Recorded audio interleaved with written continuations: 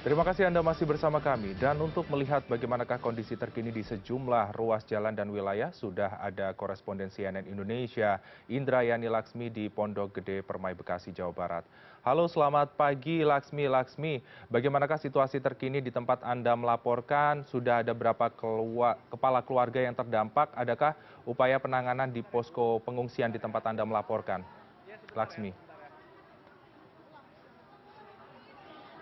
Iya, selamat siang, Freddy.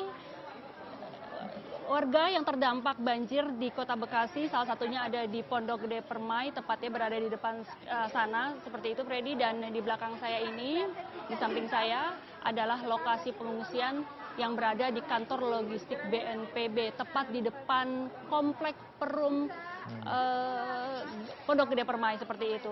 Dan kalau saya bisa lihat ini estimasi baru sekitar puluhan orang. Kalau tadi dari pemerintah Kota Bekasi yang disebutkan oleh Bapak Wakil Wali Kota, ada sekitar 16.000 jiwa yang terdampak banjir di 4 daerah yang ada di Kota Bekasi ini. Dan untuk proses evakuasi sampai saat ini masih berjalan. Boleh saya sebutkan bahwa untuk daerah-daerahnya sendiri itu ada di Komplek Villa Jatirasa, Kemang Ivi, Pondok Gede Permai tempat saya melaporkan saat ini, dan juga Pondok Mitra Lestari di Kota Bekasi.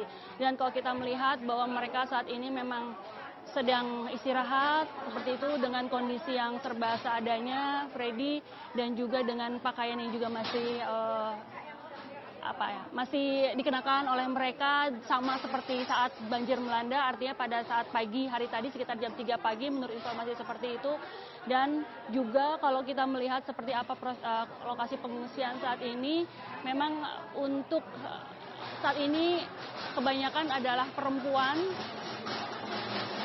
lansia, anak-anak, bapak-bapak juga ada di sebelah sana, dan juga di sebelah situ juga sudah ada pos dari kesehatan yang bersiap ataupun siaga untuk menangani keluhan dari masyarakat terkait dengan masalah kesehatan. Kali ini saya akan mewawancarai dari salah seorang warga banjir yang terdampak banjir di Kota Bekasi ini, di Pondok Gede Permai ini.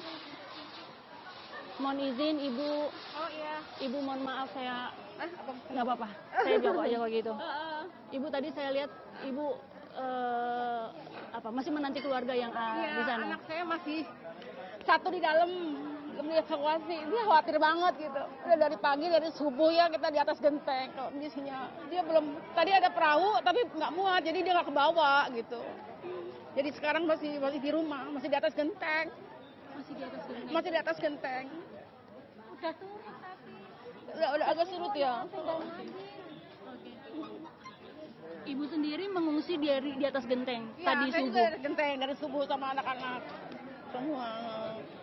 Ibu boleh saya tahu sebelumnya Ibu, tapi kondisinya sehat sekarang ya Bu ya? Saat ini alhamdulillah Anak sehat, iya alhamdulillah sehat. Cuman ya pas ke ini aja kayak nggak percaya gitu ya, ternyata banjirnya lebih besar dari 5 tahun yang lalu gitu kan. Karena mungkin mitosnya banjir 5 tahunan itu ternyata bener gitu kan. Emang kita nggak ada percayaan apa-apa, emang selama ini ternyata nggak kena banjir gitu kan, hanya komplek-komplek sebelah aja kena banjir. Kita nggak kena banjir, tapi ternyata pas hujan gede itu air naik, tiba-tiba habis sholat subuh itu udah langsung tek lantai 2, sangat cepat airnya, jadi nggak bisa bawa apa-apa, baju aja yang dipakai ini semua gitu. Pas sholat subuh artinya jam 4:30 ya Ya, Bu? ketika saya udah sholat subuh saya lihat wah udah di anak tangga yang keempat gitu kan, pas mau rapi-rapi udah di anak tangga yang terakhir, ya udah akhirnya cuman bisa naik ke atas genteng buru-buru gitu. Bu, tadi Ibu menyebutkan bahwa ini lebih parah dari tahun 2020. Lebih parah dari tahun 2020 Mbak, ini ternyata lebih parah banget, lebih parah. Karena yang saya ingat tahun 2020 itu cuma sedada saya, tapi sekarang sudah hampir ini saya, semuka saya gitu. Jadi ya kayak gitu, genteng juga sudah hampir penuh tadi ya. Jadi kita agak maju ke genteng yang lebih jauh, ternyata jeblos plafonnya ambruk. Jadi ya ampun, ini banget, menyedihkan banget untuk saat ini gitu ya. Ibu, mohon maaf kalau saya bertanya ini. Kan ini kondisi hujan juga dari kemarin terjadi di sini. Dari Bogor juga kiriman air juga terjadi. Ibu sudah memperkirakan itu belum, Bu? Ibu sudah mewaspadai itu belum akan terjadi banjir di rumah Ibu? Kita sebenarnya kalau waspada banjir, kita udah waspada banjir ya. Cuman untuk sampai naik ke lantai 2 itu tidak diprediksi gitu kan. Karena biasanya kita tuh dapat info dari grup ya, dari grup P2C, dari grup Sungai Cilengsi gitu. Baru siaga 3, siaga 4 atau nah terakhir siaga 1 udah tuh saya lewatkan ya karena saya mau siap-siap dong naikin barang-barang yang dibawa ya. Ketika barang yang dibawa sudah selesai dinaikin, ternyata airnya cepet banget ininya naiknya lagi gitu. Ya udah jadi dari barang dari lantai 1 ke lantai 2 sudah habis kerendam semua. Tinggal ini aja di badan yang dipakai bajunya. Ibu boleh ceritakan proses evakuasinya seperti apa? Artinya apakah Ibu menunggu lama saat di atas genteng itu atau bagaimana? Ya. Apakah langsung bertemu dengan tim evakuasi?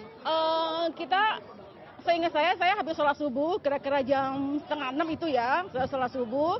Nggak bisa apapun yang saya selamatkan, nggak bisa lah ya, karena saya lihat di lantai 2 saya tangga terakhir itu air sudah masuk gitu kan. Akhirnya pas jam 6 itu kita udah buru-buru naik ke atas genteng kan, ke atas genteng satu-satu orangnya kita. Kemudian karena saya ada 6 orang, jadi akhirnya naik ke atas genteng. Nah tapi ternyata airnya pun ikut naik ke atas genteng juga gitu. Ya udah jadi akhirnya kita naik ke atas genteng yang lebih tinggi, ambruk rumah plafon saya kan. Ya udah akhirnya kita bertahan di situ. Jadi duduknya di teras tapi kakinya tergenang gitu. Berapa lama Ibu sampai akhirnya Ibu dievakuasi? Saya kurang lebih dari jam 6. Dari jam 6 itu saya sampai jam berapa tuh? Jam 9 ya. 3 jam ya, Bu? 3 jam, iya. Oke. Bu, tadi Ibu bilang 6 orang. Iya. Jadi yang sudah di pengungsian sini berapa orang dan berapa orang Yang di masih ada di pengungsian rumah? sini 1, 2, 3 empat sama saya. Jadi masih ada 2 lagi. Yaitu anak saya yang perempuan, yang kecil yang perempuan sama mbaknya. Ibu sendiri mengetahui kondisinya seperti apa? Apakah sudah Ibu menginfokan ke tim evakuasi?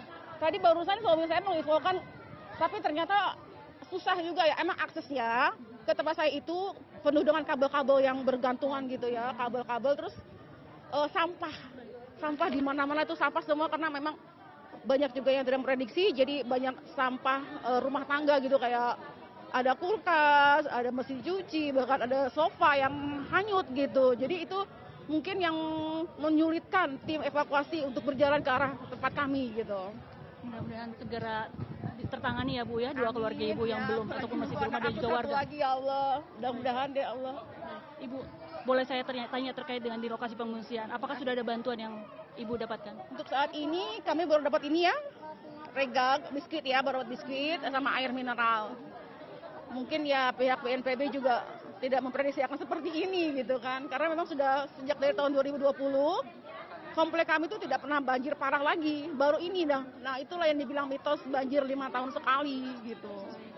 Kalau dari Ibu sendiri, kebutuhan apa yang Ibu butuhkan? Untuk saat ini sih mungkin saya butuh untuk pakaian ya, terus juga makanan buat anak juga ya, susu terutama pampers ya, kayak gitu. Baik, Ibu, semoga banjir cepat surut, semoga bisa hidup lebih tenang lagi ya Bu ya. Sementara ini pengungsian terlebih dahulu ya Bu. Ibu sehat-sehat terus. Iya. Iya Freddy, demikian wawancara saya dengan salah satu pengungsi yang ada di sini di kantor BNPB tepat di Pondok Gede Permai. Kembali ke studio Freddy. Baik, Laksmi, terima kasih untuk laporan Anda. Korespondensi CNN Indonesia, kami nantikan update lebih lanjut dari Anda. Selamat kembali.